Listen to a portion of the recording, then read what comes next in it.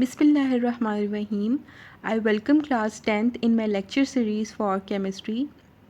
In today's lecture, we are going to study about the salts.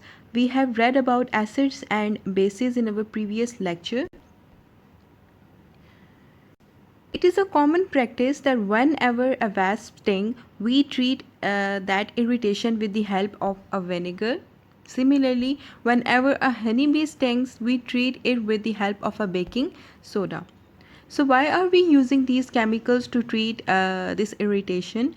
In order to understand the nature of a chemical reaction that is actually taking place here, we need to first study about the salts, that how they are formed and what is the process that is taking place in the formation of these salts. So moving forward, what is a salt? Salt is one of the most common ingredients that is employed in all the food items. I am talking about the table salt, that is the common salt, and this common salt is basically the sodium chloride. So salts are actually the ionic compounds that are made up of positive ions, also called as cations, as well as negative ions, also called as anions. Now these positive ions are derived from metal ions.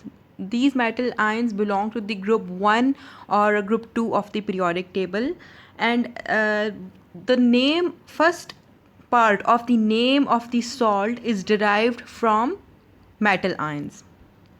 Similarly, the negative ions are derived from halides. Halides are the anions of the halogens, and we know that halogens belong to group 7 of the periodic table. So the negative ions of the salt are derived from halides, and these halides form the second part of the name of salt, derived from the negative part of the acid. For example, we have a subsalt like sodium chloride. Now this we call this as sodium chloride. Now just see that here this sodium is basically the metal ion and this chloride is the halide. Now when we wrote the name for this chemical species, the first part of the name belonged to this metal ion and the second part of the name belonged to this halide, so called sodium chloride. Now the salts are basically the neutral species because the number of positive and negative ions within the salt are equal. So since they are equal, the overall charge on the salt is 0. So therefore salts are considered the neutral species, and in all the salts ions are glued together by ionic bond. Now we know that since salts are formed from positive ions and the negative ions, so there is an electrostatic force of attraction between the oppositely charged species, and that attraction is resulting in the formation of ionic bond between the positive and the negative ions. Now, how salts are formed? We know that acids have replaceable hydrogen ions, and metal ions basically replace these hydrogen ions. And whenever metal ions replace these hydrogen ions, it results in the formation of salts. For example, we have a reaction in which HCl reacts with sodium hydroxide to form sodium chloride and the water molecule. Now, just see that in the HCl, that hydrogen atom HCl has a replaceable hydrogen atom, and that hydrogen atom is represented in red font. Similarly, in the sodium hydroxide, sodium is a metal ion. So what this metal ion would do, it would replace this hydrogen atom in the HCl and will get attached with this chloride ion. So after attaching with the chloride ion, it results in the formation of sodium chloride. Now this sodium chloride is called as the salt because here the sodium, that is the metal ion, has replaced the hydrogen in HCl and gets attached with the halide, that is the chloride ion, and resulted in the formation of sodium chloride. Now you know that sodium chloride is an ionic compound because it is made up of positive sodium ion and a negative chloride ion. So there would be an ionic bond between the sodium ion, that is the cation, and the chloride ion, that is the anion, and that ionic bond would glue together these two ions. So here are some common acids and their salts. First one is the hydrochloric acid. Now the hydrochloric acid has one replaceable hydrogen atom, and that hydrogen atom may be replaced by any of the metal, for example sodium, potassium, or the calcium. Now while writing the name for these species, we know first part of the name is derived from the name of metal ion. So which metal is used in the sodium chloride? Sodium metal. And the halide used is here is the chloride ion, so therefore we will call as the sodium chloride. Similarly, the name for this species would be potassium chloride, and the name for this species would be calcium chloride. Now in this example, the negative part of an acid, what is the negative part of HCl? It is the chloride ion. The negative part of the acid is the same. These salts differ only in the metal ions. Similarly, talk about the nitric acid. In the nitric acid, the negative part of the acid would be nitrate ion. Only the metal ions differ here. So this will be called as sodium nitrate. It would be called as potassium nitrate. It would be called as the calcium nitrate.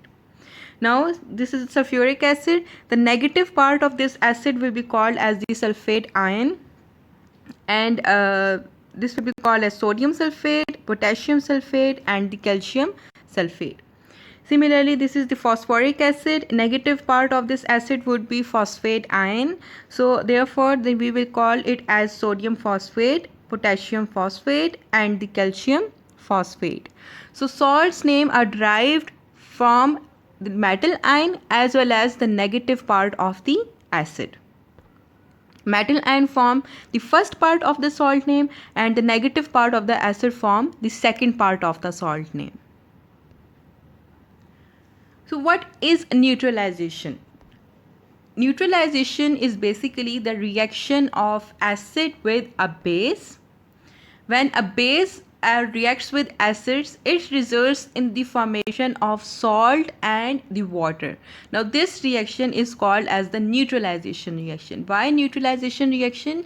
Because acids and base when react together, they cancel the effect of each other.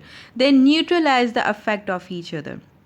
So therefore it is called as the neutralization reaction. Here are few examples of the neutralization reaction. First reaction is the reaction between the potassium hydroxide and the sulfuric acid. It results in the formation of potassium sulfate and the water molecule. Now this potassium sulfate is considered as salt because it is made up of positive ion, that is the potassium ion, and the sulfate ion. Now this positive ion is derived from the metal ion, and the sulfate ion is the negative part of the acid, that is the sulfuric acid. Similarly, we have another example in which calcium hydroxide reacts with nitric acid to form calcium nitrate and the water molecule. Calcium hydroxide is a base, nitric acid is acid. So the negative part of the nitric acid would be NO3, and this metal, that is the calcium, will replace this nitric acid to form calcium nitrate. This is also called as the salt. So this is a neutralization reaction. Whenever an acid reacts with a base, there would be the formation of salt as well as the water molecule. So in all the neutralization reaction, the basic reaction is the reaction between the hydrogen ion of an acid and the hydroxide ion of a base. So we can also represent the neutralization reaction as follow: hydrogen ion reacting with hydroxide ion to form water. If you see the previous examples, then you may see here that this species is donating hydroxide ion and this species is donating hydrogen ion. So when these hydrogen and the hydroxide ion combines, they result in the formation of water molecule. Same is the case here. This species is donating hydroxide ion. This species is donating hydrogen ion. So when these combine, they react to form the water molecule. So in all the neutralization reaction, the basic reaction is between the hydrogen ion generated from an acid and the hydroxide ion generated from a base in order to form the water molecule. So in all the neutralization reaction, irrespective of the nature of acids and bases, there would always be the formation of the water molecule.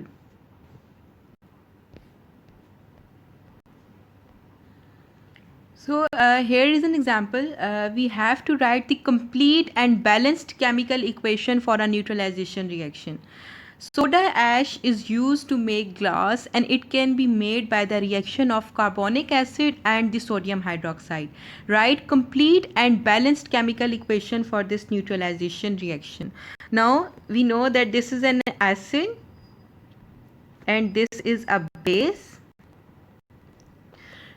Since this is the product of these two substances, so whenever an acid and base reacts, they result in the formation of salt and water. Now this soda ash, that is sodium carbonate, is the salt that is derived from carbonic acid and the sodium hydroxide. We have to write the complete and balanced chemical equation for this neutralization reaction. So how would we do it? First, we would write the word equation for this reaction. The word equation for this reaction may be written as carbonic acid plus sodium hydroxide gives sodium carbonate plus water. Now, in the second step, we have to write chemical formula for each substance. In the third step, we know that since one hydrogen ion combines with one hydroxide ion to form water, therefore we will balance it through that format, and then we will balance the remaining equation and show the state of each substance.